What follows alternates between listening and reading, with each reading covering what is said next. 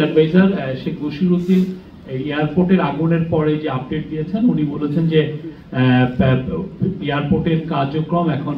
Cargo এবং flight operation পুরোটাই এখন নর্মাল, এবং তারপরেও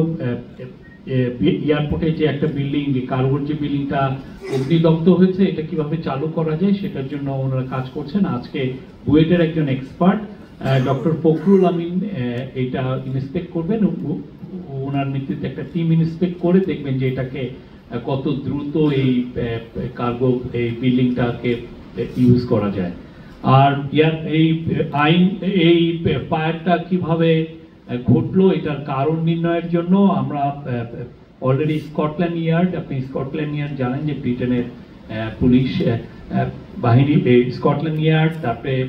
অস্ট্রেলিয়া, চায়না, টার্কিশ গভর্নমেন্টের সাথে আমরা অ্যাপ্রোচ করেছি এবং তারা আমাদেরকে তাদের কাছ থেকে আমরা অ্যাপ্রোচ করেছি যাতে এটা একটা ফরেনসিক করা যায়, যাতে এটার আগুনটা কিভাবে ঘটলো সেটা নির্ণয় করার জন্য। আজকে চিফ অ্যাডভাইজার বলেছেন 1 সপ্তাহ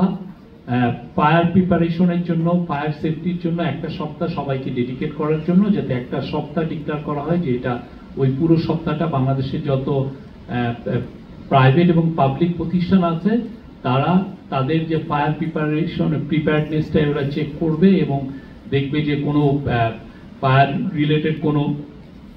শর্টকামিংস আছে কিনা, কোনো ধরনের সেফটি রিলেটেড কোনো ধরনের কোনো ল্যাকিংস আছে কিনা সেটা তারা দেখবে। এটার জন্য উনি আহ্বান করেছেন এবং এই বিষয়ে অলরেডি অ্যাডভাইজারদেরকে উনি নির্দেশ দিয়েছেন যাতে সমস্ত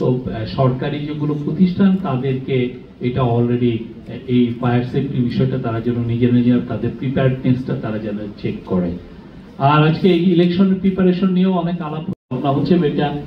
লিগালি কতটুক এটা করা যায়, কিভাবে যিনি বডি ক্যাম্প করবেন উনি